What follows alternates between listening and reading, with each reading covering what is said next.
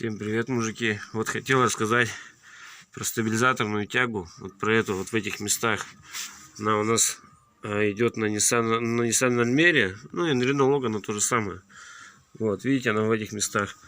Что я хотел рассказать? Хотел я рассказать одно, что эти тяги вот в этих местах обрякают. И вы руками их проверить невозможно. И даже ломиком, когда машина опущена, вы не поймете. Вроде все на месте, резинки все на месте.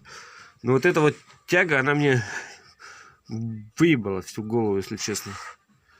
Я и наконечники менял, я и сверху все менял. Вроде все целое, смотрел.